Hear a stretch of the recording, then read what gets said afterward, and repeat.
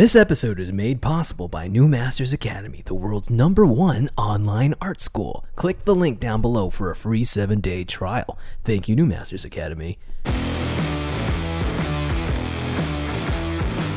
Hey everybody, welcome back to the Honey and Absinthe After Hours podcast. We are your hosts. I'm Vincent, a background designer for animation. And I'm Janet, the ex-Disney artist turned independent creator, and this is a podcast about all things art, business, and whatever we feel like. Now today we're going to talk about why does Hollywood hate original ideas?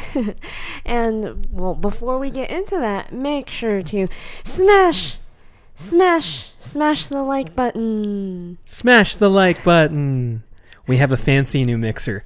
Yeah. Because as you can tell in their previous podcast, it kind of crapped out in and out. Yeah. So we had to buy a new one. Oh, this one's so dope. Yeah, it's really fun. Yeah. All right. So why does Hollywood hate original ideas? So the reason why we're talking about this topic right now is because I saw this hashtag on Twitter where people were putting up their original pitch ideas for cartoon shows. And it made me think about a time when I wanted to pitch. But first, Vincent. Yes. Have you ever wanted to pitch your own cartoon show? Have your own cartoon show? No, absolutely not. No. Really? Yeah, I've never wanted to put... No. I've always had ideas of making my own comic or something like that, but to have... to pitch my show so that it could be the #1 show and I go to these rap parties and swanky, hotels and hors d'oeuvres. No, I don't really... I like being more of the support in a team. I like helping people make their dreams come true. That's Something interesting. like that. That's amazing, because I'm so different. In what way? That's basically what I wanted to do in school. I had, tried out a bunch of different things, design and whatever, but then in the second half of my schooling, I really wanted to go out there and pitch TV shows, movies, whatever it was. Specifically because, well, I had a few mentors and I took this one class that was basically a pitch class where there were two teachers that taught it. One was a screenwriter and another was a designer, I guess you would call him. And they both have either sold screenplays or sold original pitch ideas to studios before, specifically animated studios. And they wanted to make this class to teach students how to do it since they've done it. And I took that class and I was chosen as a group leader, and it was a very fun experience that combined with a lot of other things in my later years in college. It really made me want to pitch my own original ideas because I would basically make pitch Bibles as my portfolio. I would design all the characters, write the story, and then I would storyboard sequences that I would write myself. How many have you made? I feel like you've made 3 So or many. 4 before you got hired. So many. I don't remember. I think at least 4. Huh. Yeah, at least 4. And because I also had experience pitching with there's this thing called the Imaginations or something like that. It's a Disney theme park competition, and I was also a group leader. I corralled my friends to do this competition with me, and I think we got to semi-finalists. And I had got one of my mentors to coach me through the pitch process, and having taken that class, the other class before, I really graduated with the intention to become a showrunner one day, or to sell, at the very least, sell pitch ideas. And one of the benefits to taking that class too was they shared a lot of insider information, I guess, of what it is to pitch and how to go about it. And for example, what did they say? Most of the time, if you don't already work at the studio, in order for anyone to even bother with you to listen to your pitch idea, you pretty much need an agent, or you need to already work at the studio. either one. And I also So you can't just roll up in there and be like, I have a great idea. Yeah, you can't just knock on their door and go like, I have a great idea that you should buy for $1 million, which I don't even think they give you $1 million anymore. But stuff like that. But so in school, I was like really starry-eyed and a dreamer, and I really wanted to have my own show one day. And at the time it was really innocent. Like I didn't want any of the it had nothing to do with money, and it had nothing to do with fame, and it had nothing to do with power. It was just I wanted to see my original ideas on TV or on the big screen one day. That's all it was. And I knew that it would take time. Like I didn't graduate thinking, oh, I'm gonna be a showrunner tomorrow. No, I understood that this is like a long ladder to climb, and Yes. I am in it for the long haul. I'm gonna, no matter how many decades or whenever I get there, that's just my end goal at the time. But things like what the teachers would tell me in that one pitch class, and other things that I experienced firsthand or witnessed our friends experience, one by one started making me not want to pitch anymore. Not want that for myself. One of the first things that kind of dampened my spirits a little bit was in the designer or the person, the artist who pitched in that class. He actually had a pitch partner before, and his whole job was to sell pitches, sell ideas to these studios. If you've ever watched the movie The Player, it's kind of like that. Yeah, if you want to get a feel for what it's like to live here, or what it's like to be in the studio setting, let's say in Burbank. Yeah. Watch The Player. Yeah, it's not a good movie. Not really. But the like inside jokes and the stuff that the B stories are really funny. Conversations that happen in that movie we've heard before. Yes. It's a weird like critique on Hollywood without like specifically calling Hollywood out, because I think that then that movie would never have been made. Right. But so he had pitched this idea at the time for Pixar, and they bought it. But what ended up happening is they bought his and his partner's idea to shelve it. They were trying to make sure no other studios could buy up that IP, because they were already developing a similar project in the studio, and they will do that. They will buy things just to shelve it so that either competitors won't get it, or they might actually want it, but it's not guaranteed that they're going to produce it anytime soon, or maybe things change and they just decide not to use it. So all this effort that you put in to create a pitch Bible or to create a screenplay or whatever it is, sometimes it's just never come to fruition. And at the time, I learned this in school. This was like an anecdote he was telling the class. I was still really adamant about becoming a showrunner one day pitching my own ideas, whatever. But that was just the first in a bunch of things that made me not want to do it anymore. Yeah, so when you were witnessing this happen when you were in art school, why didn't you? Was that just not enough of a reason? All these horror stories or, Yeah, so it was because I thought that can't happen to me.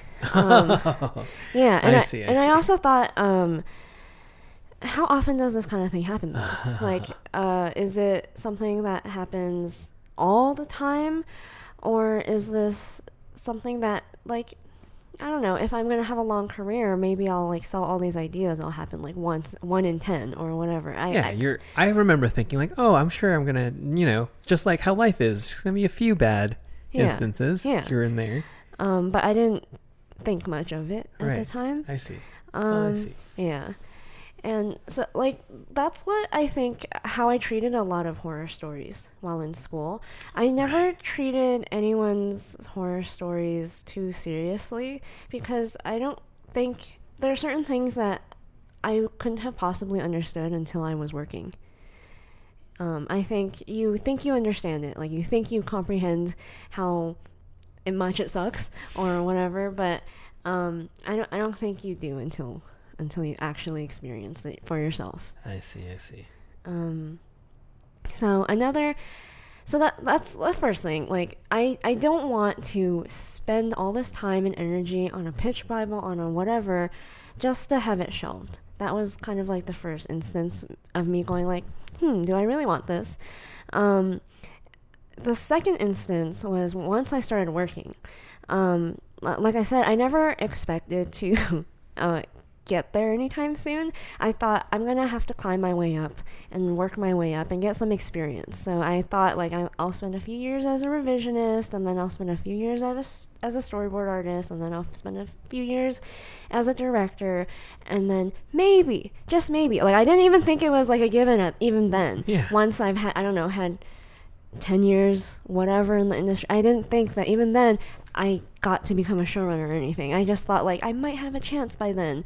At least for myself, I might be a good enough storyteller or leader or whatever to really make a good show by then, maybe. So I got in, and I when I work, at the time I made sure to observe all the roles that were specifically in my ladder climbing, I guess. What would you pay attention to? Well, I wanted to know what to expect when I get to their point. I wanted to soak everything in and learn as much as I could. Oh, and you wanted to see what, you'd be like if you were in that position down the line. Yeah. I see. I wanted to know what to expect, because I mean, even when you're in school, there's only so much you can learn about what it's actually like to work. So I came in as a revisionist, and I look at the board artists, the directors, the showrunners, and the writers, because that's kind of the trajectory I was going in, my path. And I saw that, okay, as a revisionist, I do this much work. And when I look at the board artist, what's going to happen is I'm going to have, like, no free time. I'm going to work all the time. I'll have a lot overtime. I'm going to draw a lot. And I won't want to draw outside of work because I draw so goddamn much at work. And then, so I was like, okay, that's what I have to look forward to in a few years or whenever I get promoted.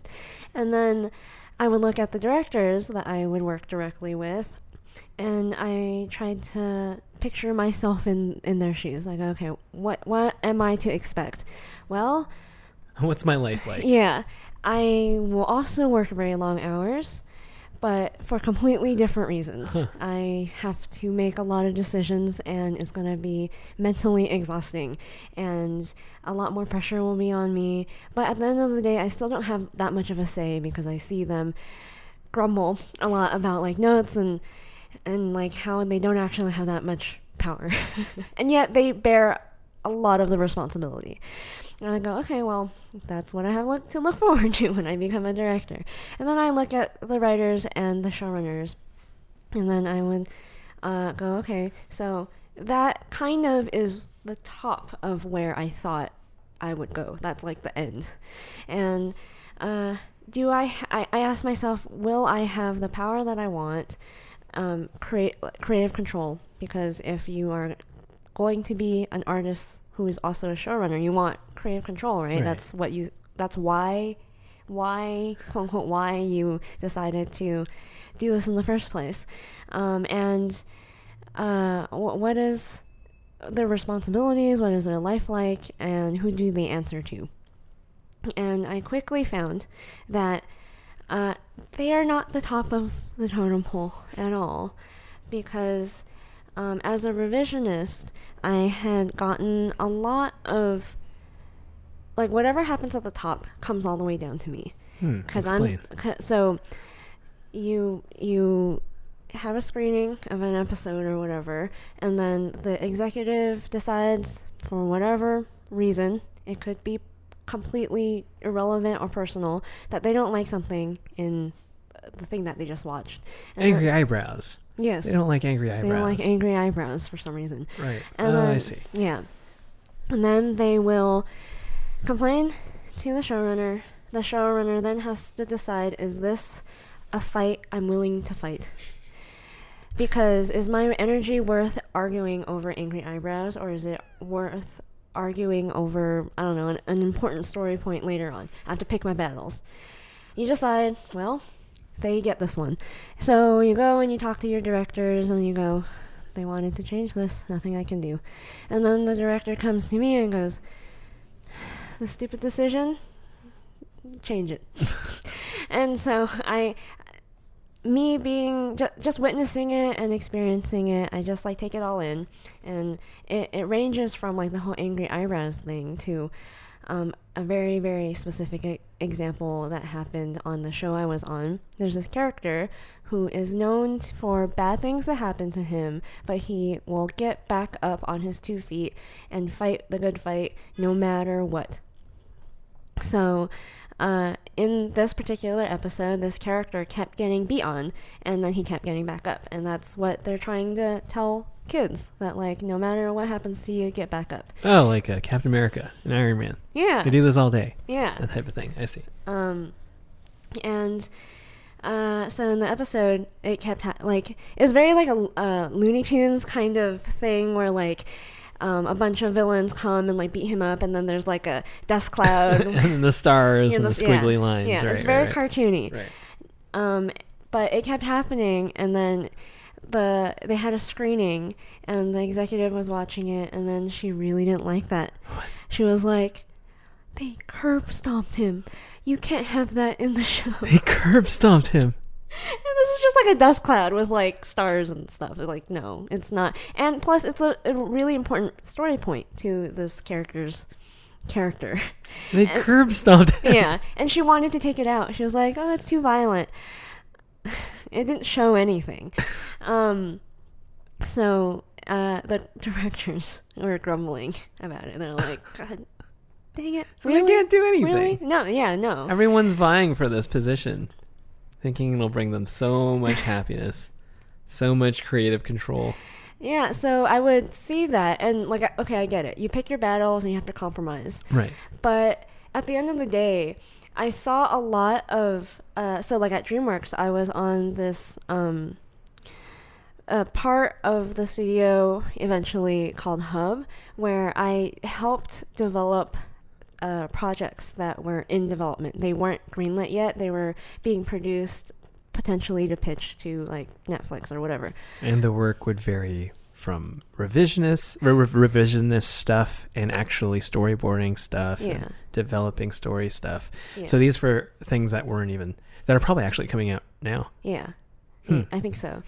And I was helping develop like a sizzle reel kind of trailer thing for this show, and I was so excited for it because it was beautiful. The designs were really like, it was like a 2D animated show with really amazing comic booky type designs for the characters, and the characters are really cool. And I just slowly saw it get sadder and sadder. The design. Sadder how? So the designs were watered down, the story was watered down, a lot of questionable things were asked of by the voice actors. Oh, because they're dear. well known. Yeah, they're being a little bit of a diva, and so what ended up happening when I saw like the teaser trailer come out, I was like, oh man. They turned into a CG show, completely different from how it started, and it became a really sad shell of what it once was. And what you realize too, as like what showrunners sometimes are not necessarily the people who sold the show to the studio. Sometimes they're hired on, but a lot of times they are the person that came up with the idea. Once you sell it to the studio, it doesn't belong to you anymore. And that's why you're forced to compromise, sometimes really, really hard. And you will witness your idea become completely not what it was and what it was supposed to be. Or it's just a really, really, really watered down version of what it was supposed to be. And there's nothing you can do because it doesn't belong to you anymore. And I saw that, and I went like, oh, do I really want to spend all my time and energy to make these properties to sell and then to just have it turn into the sad thing by the end? And then it reminded me of the scene in The Player again, where at the beginning you see this the screenwriter, he gets his project greenlit, and he's like, it's not gonna have like a whack ending, it's not gonna have this kind of famous people, it's not gonna have any typical first time artist. He's like, oh, artistic integrity needs to have the soul. The soul needs to be intact. Can't get these grubby executives. Can't take the soul of the project. That type of thing. And then by the end, he's they're all applauding his movie release. Yeah, because it's finished, right? Yeah, it's in the theater, and he's like, everyone's applauding, and it has everything that he said is gonna have, like, famous. It has famous people. It has a whack ending. It has this and it has that. And then he's like, yeah, that's exactly what I wanted from the beginning. This is I made such a great movie. Saw that and I was like, yeah, I don't want that. That's not. And you see that happen in real life. You see, like, oh, so artistic integrity and all of this, it kind of goes, as hard as you fight it, there's a very likely chance that I could become that. Right. So, if you are looking to listen to some audiobooks, I have a recommendation for you. You should listen to Influence by Robert Cialdini. And if you would like to listen to this audiobook, go to audibletrial.com/the Honey and Absinthe podcast, where you will get 1 free audiobook or 2 free Audible original audiobooks. So 3 Audible audiobooks in total. So head over to audibletrial.com/the Honey and Absinthe podcast. It helps us out at no extra cost to you. Not only do I have to compromise, and the idea doesn't belong to me, and sometimes just projects won't ever be made, and there's nothing you can do about it because you sold it. Finally, does it make you money? Does pitching to these studios actually make you a millionaire? Like in The Player, they give you like $1 million for the pitch. Does that actually happen? Isn't there the scene that they were like, oh, $1 million? Should have given him $500,000. Yeah. And the reason why I say this is a lot of these studios, they have like in-house programs to develop projects. So like there was one at DreamWorks when I was there, and there was one at Disney when I was there, and they like to kind of, I guess you can call it nurturing talent from their own studio. But what they're not telling you is, if you don't go through an agent and you go through like you're hired and you pitched internally, they will pay you less because you don't have an agent to argue the proper rate. And what in particular Disney likes to do, they don't like full pitches. And what I mean by that is like fully fleshed out ideas. They like to work on it with you. And we actually have a friend who was pitching to Disney, and they were only going to pay her like barely, I think, freelance amount to develop her project in studio. So, and that's all the project had, that amount? Yeah. Gee. They weren't agreeing to greenlight it. They weren't agreeing to buying it. They were just like, we'll pay you a certain amount to develop it in studio. And they want that because they want to slowly like pay you as you go, I guess. And then I don't know legally like what you get out of it at the end, but I'm pretty sure, especially if you don't go through an agent, you don't actually get filthy rich off your original IP. And it's also a reason why a lot of animated TV shows get canceled before, I think, the 4th or 5th season, because that's when a show gets syndicated, and that's when they have to pay the showrunner a lot more. Everyone's celebrating for nothing. Yes. Because I had no idea. Yeah, that's a thing? Yeah. There's a reason why Disney shows don't last longer than to 4 seasons. Oh man, It's very rare that it goes to the 5th one. I think that's why. Whoa, that blew my mind. Yeah. So not only are you spending so much of your time and energy developing this baby, your baby, to sell off to these studios, these awful things will happen to it, and you don't even get filthy rich from it. So what's the point? Yeah, I that's basically what I was kind of like. The more time I spent working, the more I was like, why am I here?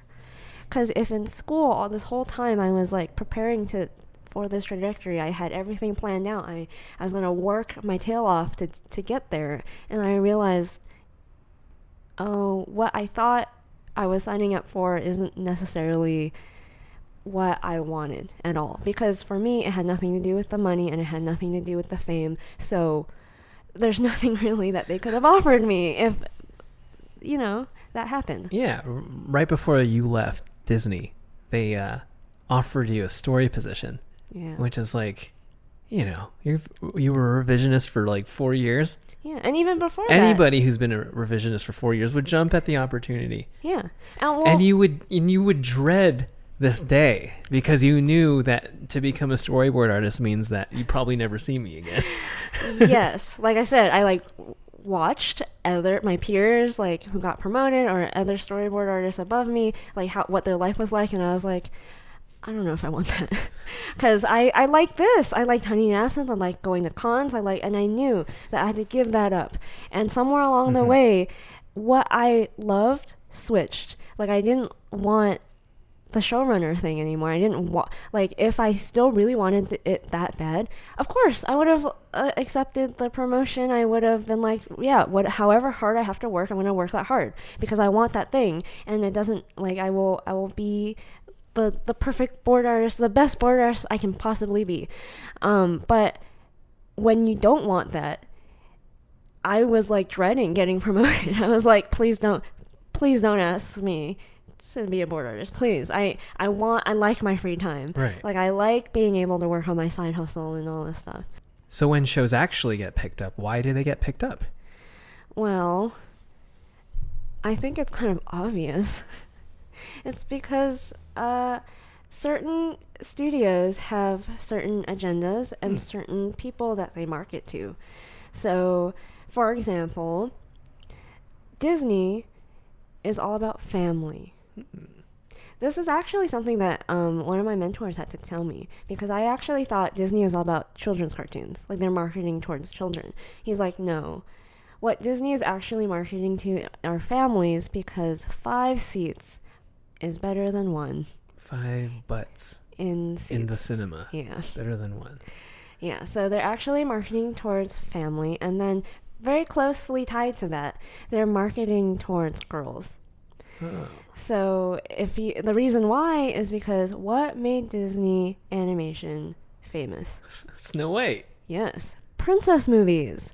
It's their bread and butter, and that's what makes them the most money. So if you understand where each studio's market lies and who they are branded towards and who their audience is, you can predict what they're going to do very easily. So look at what happened with Star Wars. Man, I always marvel. I know we get you give Disney especially a lot of shit all the time, but I just marvel at the insidious, amazing but brilliant marketing that they have. Yeah. Because when we do conventions, we've noticed ourselves that a lot more ladies buy stuff. Yeah, it's true. Girls tend to buy more than boys. Yeah. Boys, men, they don't really tend to window shop. They know exactly what they want, and then just get it and go. Yeah, they want their exclusive figure or whatever, and then they go there. They're willing to wait in line forever for it, but as soon as they get it, they go home. Yeah, they're not looking around at the other booths. They're just like, I need that toy. While women tend to window shop. They tend to look around, browse, really admire artwork, and sometimes impulse buy. And yeah, Disney is smart to market their stuff to girls. Yeah. We succeed in conventions. Yes. And imagine how well they're doing. Yeah. Jeez. This was actually said point blank at like a town hall, I think, at Disney, where they were like, "Oh, we want to make shows for girls, specifically, I think 6 to 11 or 12, like that age range." And yes, they are that specific with what they want. They like, this is a business, and they know exactly what age range they're targeting. They know exactly what age, what gender, whatever their audience or who they want to market to. What is this again? Market share. So what's market share? Explain for everybody. Because when you explained this concept to me, I was like, oh my gosh. I always thought, like everybody else thinks, that the studios are just after the cold, hard cash. Yeah, so it's a little bit more complicated than that. But if you know how to think like a business person or in terms of business, it makes more sense why they do certain things. And it's not always related to money. So market share is basically... let me explain it really simply, because I had to do that with you before the show. Yeah. And I didn't realize like a lot of people wouldn't know this. There's a market, and it's basically everyone who consumes things and buy things. And each brand or company has their share of the market. They like Disney likes families, and DreamWorks likes cartoons for boys, and Nickelodeon is more like preschool and teen. Yeah, and teen. And like everyone has their share of the market. And if you understand that, you understand that everyone wants a bigger share of the market, and they will do whatever they can to get it, because if you have a bigger share of the market, therefore you might earn more money. But one comes first. It doesn't go straight to I want to make more money. So if their goals is to get more market share, it explains why mergers happen and why brands will buy other companies and other brands. Oh, because they hope that the brand, that the people who are loyal to that brand, they transfer over to their own brand. Yeah.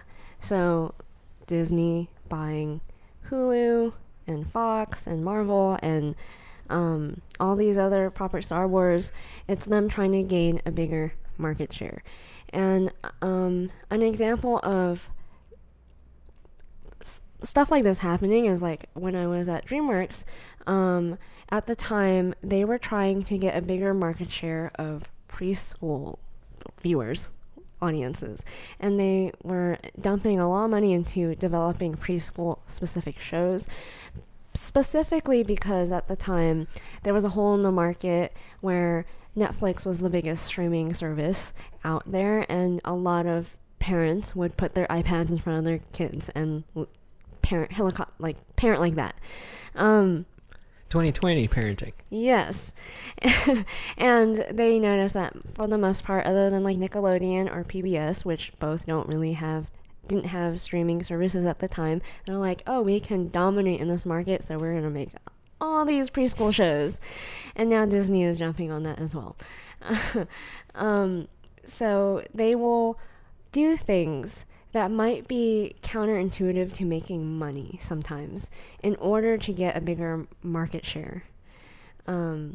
Seems like a gamble too. Yeah. Especially if they invest in something, a property that they're revitalizing, right? Yeah. And then nobody really watches it or cares anymore, because I feel like some of the audiences have moved on, or they've caught on to the whole idea of, big studios remaking the things that they love because they want to cash in and not being faithful or not being authentic or whatever it is.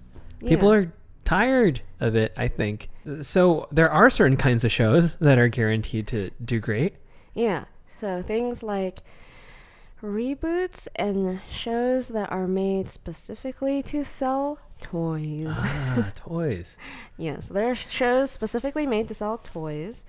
I was on a show like that, and it was a great show because it got great ratings and great reviews, but then it got canceled because the toys weren't selling. What? Wait, so it was like people actually liked this show and then it got canceled? Yes. Because the toys didn't sell, not because the show was bad? Yeah. What? Yeah, because some of these shows are just giant advertisements for toys. Yeah, that's what I was thinking. Like, so this is all just like a commercial. Why are people so celebrated then if all we do is just make commercials for toys? I don't know. I genuinely don't know. Like, I don't understand this celebritism stuff that we've been harping on for the past 4 weeks. Yeah. And, that's also a reason why dinosaur shows will always exist. Yes. I feel like I was raised on a few dinosaur shows. There's always like a few. Yeah. And there's something about dinosaurs that kids really, really, really like. And they want little like dinosaur figures. Yeah. So that's why dinosaur shows... I don't think I've been around where a dinosaur show hasn't existed. Right? Yeah. Right. But then finally, like, reboots. Yes. Like you said, like, what they're basically just cashing in on more market share. They want to bring older audiences back and market also to their kids, I guess. And it's safe. It has a built-in audience. Like, for example, with you, like, in Star Wars, they were going to get your dollars no matter what. So I guess when they announced this, I was still in college, and I freaked out. The last Star Wars movie at the time was Revenge of the Sith, and we all thought that was it. That's the finale. The story is complete. The beginning meets with the beginning of the previous franchise, and the story is over. And then hearing that Disney of all studios was going to revitalize Star Wars, it was just like, oh, how could this possibly go wrong? And I remember when the hype was really building up a year or so before the thing actually came out, you told me, one day you're not going to like the Star Wars thing so much because you hate Star Wars. Yeah. You're not a fan of Star Wars. Yeah. I mean, it grew on me, but especially like the new stuff. Ooh. Yeah, I could predict that Star Wars was on a really bad train track. How did you know? Well, so if you know that Disney is all about family and girls and trying to increase their market share that way, but at the end of the day that's kind of their agenda, then you know that this thing that's like for boys for lack of a better word, like for the most part most Star Wars fans are like adult men or young boys who were introduced to them by their adults, dads. Their dads, yeah. You realize like, oh, what are they gonna do to it? They're gonna like have a female protagonist. They're gonna market to all the children with their toys. And I'm not gonna spoil Star Wars for you if you haven't watched the end, all the movies on the end, but specifically what happens at the end. Could have seen that a mile away. Like, yeah. But so like it becomes really easy to predict what like these big brands and these studios are going to do years in advance. Yeah. And also nostalgia. Right now specifically, there's like a huge push towards nostalgia, and when we were really studying film history, I noticed this trend that this happens every few decades or so, where it's a period of really heavy nostalgic movies, and then a period of a lot of original celebrated content, and then a lot of like reboots and sequels and nostalgic movies again. And I would say like right now is very similar to like the 80s and the 50s where everything's a little bit like idyllic and not so much anymore. In the movies. In the movies. I mean, like everything in the movies is depicted as like this nostalgic, idyllic thing. I see. And then I always thought like, yeah, that's predictable. Like all of this reboots, they make money though. Like as much as I would complain as someone who loved movies and original content, I saw that like, well, you guys, the audiences watch it though. It's not like you guys go support original content and movies and that kind of thing. Yeah, we know. I take you to the independent theaters. Yeah. And we're always like, oh, this is such a great movie. We talk about it and then we go like, oh, what there's barely anybody. Yeah. What did people watch that weekend. They went and watched the big blockbuster movie or whatever. So and then, you know, people, you know, there's that thing that people say, oh, the Oscars, you know, the thing that wins Best Picture, nobody's seen it, you know, it's always that kind of movie. And I don't know, sometimes movies you haven't seen are actually really good. And that would make me sad, but I'd also be like, well, that's the reality though. And I also think reboots and sequels have always existed in every decade. It doesn't just go away. Like, people will always watch it, and that's why those kind of movies are made. Yeah. I mean, right now is not the best time for original movies. Yeah. But if you were to go back to, like, let's say before 2015, oh man, that was like some of the best times. Whiplash, Birdman. That was great. Yeah. Spotlight. Yeah. So good. Moonlight. I remember being in school too, being much less educated about like film history and that kind of thing. And I'd always say, like, man, I wish there was a lot more original content out there. And then you, like you said, you would take me to these indie movie theaters, and then I realized, oh, the problem wasn't that there isn't original content out there. It's that people either don't know about it or don't support it. And that's just the sad reality. Like, if you want more original content, you have to support it. You have to support it. You have to go and watch the indie stuff. You have to go to these theaters and stuff. So it is what it is. I always thought, like, reboots are always going to be a thing. There's no point in complaining about financial people making financial decisions. It's what they do. Yeah. So what do you do if you want to get hired? Well, knowing all the stuff about the market share and really understanding these other studios, and like other than what we talked about in a previous episode about like needing connections and all the snoozing and all that stuff. I don't want to rehash that. We talked about that. Then the skill, like a lot of people ask, like, well, what does my portfolio need to look like, or what does my skill level have to be? Like, just if you understand, like, oh, so Disney likes princess movies and that's their agenda or whatever. Make that look as Disney friendly as possible, your portfolio or whatever it is. Yeah, like basically just draw like Glen Keane. Yeah, and they'll love you. You know, you can't just copy one Disney princess. You have to be able to draw it on a napkin with a China marker or something. It has to be in you. Yeah, you have to whip it out, definitely. And not everyone will hire like that, but you can't deny that gives you a really good selling point. The fact that you can plug yourself in to whatever and just be a perfect fit for Disney, because that is exactly what you do. And you've like molded yourself to that look in order to work there. Same thing, like just analyze whatever studio you want to work for. Like DreamWorks, it's basically draw like How to Train Your Dragon. If you want to work at Warner Brothers, there are two looks: DC Comics and Looney Tunes. Pick which one. And yes, that means no one cares about your individuality in commercial animation.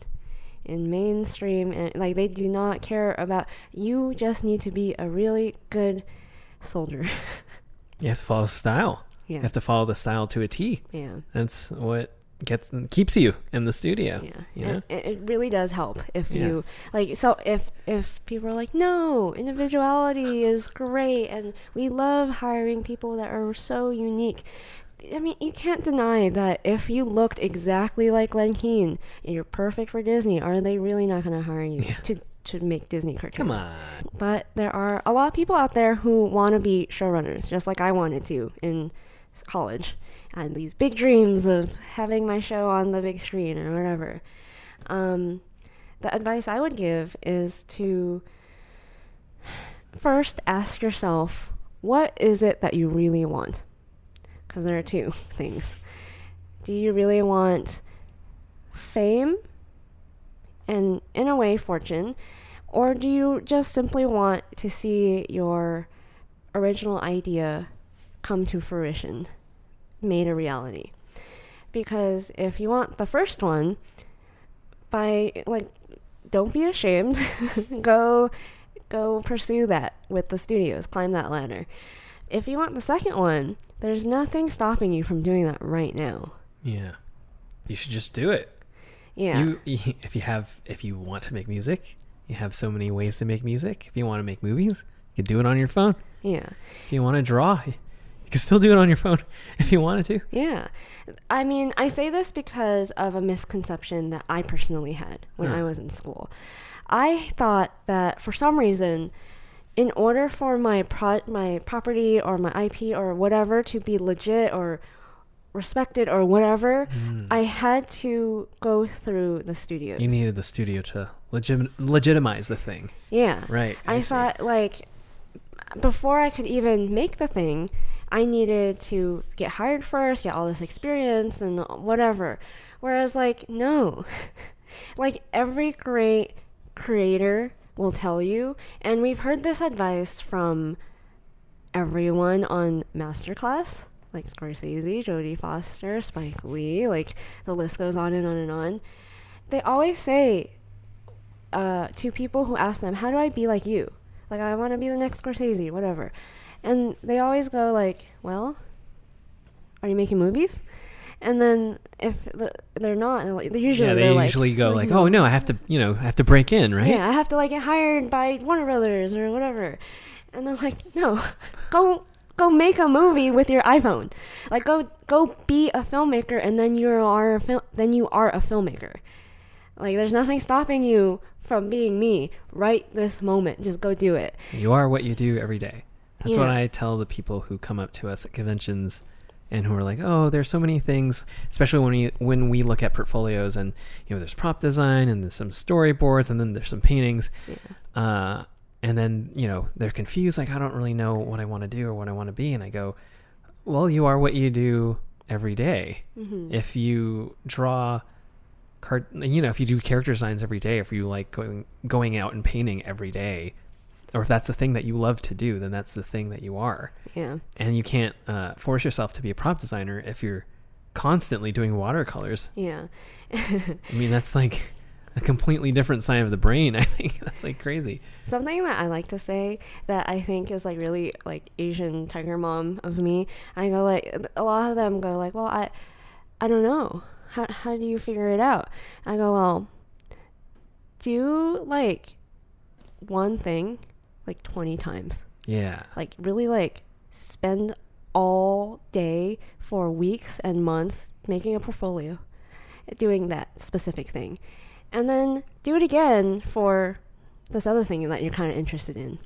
If you find that you absolutely hate doing, I don't know, backgrounds for like making a background portfolio, you're not going to make it. You're not going to finish it. Don't try to force yourself to be a background person. If it feels like you're forcing it, then don't. Yeah. It's funny. I became a background designer. I got into Art Center and I thought I was going to be a comic book person. Yeah. And then I thought I was going to be a character person. Mm-hmm. And then the thing that I was weakest at, the thing that I wanted to avoid the most was perspective. And, luckily I had some really amazing perspective teachers to help me fall in love with the thing.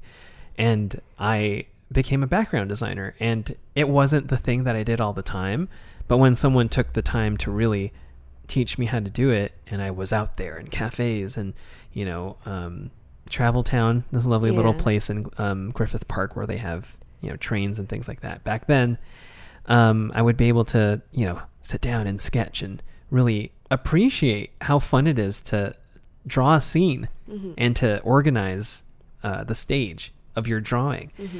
And I fell in love with it, and that's why I am where I'm at now. And you just kind of don't know until you try everything and not just a little bit. You gotta kind of dig in and kind of get into the mechanics, kind of obsess over it like you were gonna be a background designer, and then you try being obsessed about like what it takes to be a good character designer. Because what you're actually doing is like you're setting up the foundation of what I think a great art director is. Yeah. They have a taste for everything, mm-hmm. for backgrounds, props, character designs, everything. Yeah. So it's a really good thing, especially when you're at school, to try as many things as possible. Yeah. Or like not just try, but like really commit to at least one thing. And it doesn't mean you're committed to one thing. It just means like for right now, you're going to like treat this really seriously. And if you decide you hate it, Now you know. You don't want to be that person. Yeah. That kind of person. And so I want to give people the permission to be okay with starting your project right this second, because like that's the struggle that I had. I was like, I same thing of all those like aspiring filmmakers. They're like, oh, don't I have to like be hired first? Like, no, you are a filmmaker if you are a filmmaker and you make films. And for me, I had wish I didn't have that like barrier that of for myself, I guess, of saying like, oh, I need all this experience first, or I need to get hired first to be legitimized, and then I can go and do the thing I actually want to do. Lo and behold, that's completely just something I fabricated in my mind or something. I don't know. And if you do decide to take that route, I would say learn how to inspire others to help you with your project. And the reason I say that is like a lot of people will come up to us at conventions, ask us advice, especially when I was still working, of what it's like. But occasionally there are people who would have pitches and would want us to look over their pitch and give them our 2 cents. And usually it's like a singular person. But there was this one time a group of friends came up to us and showed us this amazing animated short project that they all did. Like they took turns, like they all had their own animated short, and they would work together in the same team, but they would like help this guy get his animated short done, and then once that was done, they'd help the other person get their animated short done, and they would all take turns having the leader hat and take turns like playing second fiddle and like helping the other person get their idea made. And I thought that's really cool.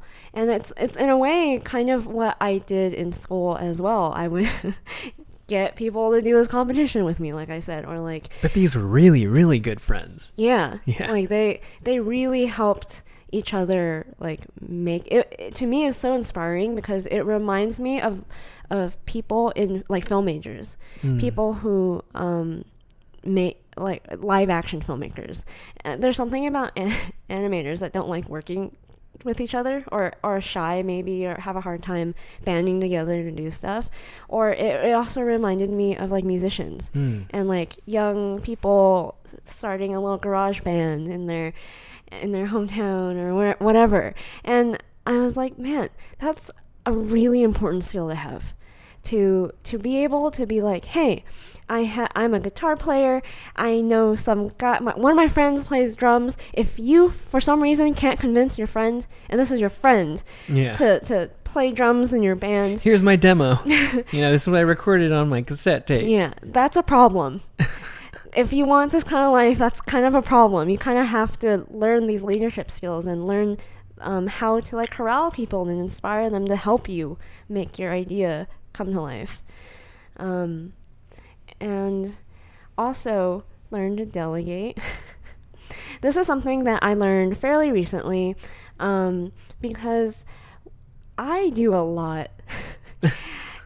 I push myself really, really hard, and to a point where like this is something that would happen in school a lot. I'd burn myself out, have periods of rest, burn myself out all over again, and it'd be really, really unhealthy. And I knew that YouTube is kind of a long-term thing. I can't do that to myself. Like, I can't burn myself out and then not be able to make a video next week or whatever. And like delegating is so important so that you're not constantly micromanaging. And even if it's as simple as like paying for an app to help you schedule your Instagram posts so you can breathe a little and not spend an extra hour, 2 hours it's running. Huge. Yeah. It's so important once you get to like a leadership level. And that's not to say like there are a lot of people who don't want to be leaders. Like, for example, the reason why I was chosen as a leader in that one class that I was talking about is, and this has happened to me all throughout my life, everyone always picks me as group leader because I'm a little bit of a taskmaster. You're a hard ass. Yeah, and I will make sure the work gets done, so everyone knows that they're gonna either get a good grade or something good is gonna come out of this, and they don't want the responsibility. They always go, I don't want to do it. Janet, can you be the leader? I know it was my idea, but like, Janet, like, I don't want the responsibility. And then I go like, okay, I guess. And that's kind of like how our relationship works too with Honey and Absinthe. I will, like, we were talking about this before we were recording, and you were like, yeah, I like you to take lead because if something goes wrong, it's not my fault. Yeah, that's why I love being the support for anybody's project, because I am tormented every day by the whole, did I do enough? Did I do a good enough job? Did I do this or that? Just like, agonizing over those types of things. But at least I can take solace in, at least this isn't my project. So if it gets canceled or if whatever happens, I can, walk away. I can just walk away in peace. Whereas if I were the showrunner, or if I really, really invested in this project, I'd be pretty bummed. Like, damn, that sucks. Yeah. Yeah, shows get canceled for the craziest things, man. I mean, like, there's a lot of pressure that most people do not want. And that's why I'm constantly assuming that responsibility. And in a way, I need it because I thrive on it. And I will butt heads with another person who's kind of like me on a same team because, like, imagine there are two of me with really strong opinions. Oh, it would be not pretty. But for the most part, more people are like you than they are like me. Yeah, I think a lot of people I've worked with, especially, they do a great job and they go home and they enjoy life. And I think that's how it should be. Yeah, versus like in that class, it was not sunshine and rainbows at all because when you are working in a team of students, no one has authority over another. So it's very different from like being a showrunner in a show, because when you say, like, or an executive, let's say, whatever you say goes. Yep. At the end of the day, there's only so much you can argue about until, like, they have to make a final decision and you have to do it. Right, like the executive who was complaining that this character got curb stomped. Yeah, or whatever. You can't say no to that person. You can't. Yeah. If you argue, you have a back and forth, but at the end of the day, they decide that they don't want that there, you gotta take it out. Yeah. But in a classroom setting where you don't really have that, it's more like everyone's on equal footing. Even though they did name me group leader, it's all like in name only and in responsibility only, so that they can point fingers once it's done. It's harder. But what it taught me too was like, yeah, at the end of the day, if I am the group leader, if I am the boss, if I'm whatever, everything is my fault. Man. And it doesn't matter. It makes me think way back to the very first podcast where we talked about Rian Johnson and, Bob Iger and Kathleen Kennedy. Oh, yes. And like who's actually, Rian Johnson gets crucified, whether or not it's rightfully so is the big debate. But like, I feel like a huge part of it is the executives, but no one's harping on them. No. Well, I mean, now they are. Yeah. Now they are. But at the time, everybody just thought it was just Rian Johnson. And, the execs didn't like come to his defense or whatever. No, of course not. They just let him get filleted by the fans. Yeah. They want to keep their jobs too. Even though, like, probably a lot of the worst decisions came from them. Yeah. And, like a good leader should go down with the ship. Yeah. It's like he could have easily been like, not my fault. I mean, objectively, guys, like, personally, I really don't think Rian Johnson's a bad director. I loved Looper when I first saw it in theaters. I was excited for him to be director of this movie, and I liked Knives Out. Yeah. He's like a competent director. There's honestly he's not like, an idiot. In every show, I have conflicting feelings with people who talk shit about me, because I also understand their position sometimes when like they get blamed a lot for things that have nothing to do with them, their decisions and all that stuff. And yet, you know, at the end of the day, if you are the outward facing leader, everything is your fault. And that is the responsibility that people say that they do not want. Create your team. Do the thing. Delegate. Please. We're counting on you. Because I've lost complete hope in Hollywood. I don't think there's ever going to be anything good anymore. Like, I think it's over. Like, personally, maybe I'm just being super pessimistic, but whatever good comes out of creativity and creative minds, I hope it's somebody out there. Somebody else. Or like, you know, there's that sad moment when you ask yourself, man, why are there no good movies or TV shows or content out there? And then you look internally, and then you realize, like, oh, it's kind of my job now. I know. And I don't like that. Yeah. Because that's a lot of work. Yeah. Like, I really don't want that. So I think we talked about it in a previous podcast, but I would hope if somebody's listening out there, I hope you are inspired, maybe not by this podcast, but hopefully one day to, you know, make your thing a reality. You know, we all don't know. We didn't know George until he made Star Wars. I mean, you could be or make something that we can't possibly imagine, but we won't know unless you try to do it.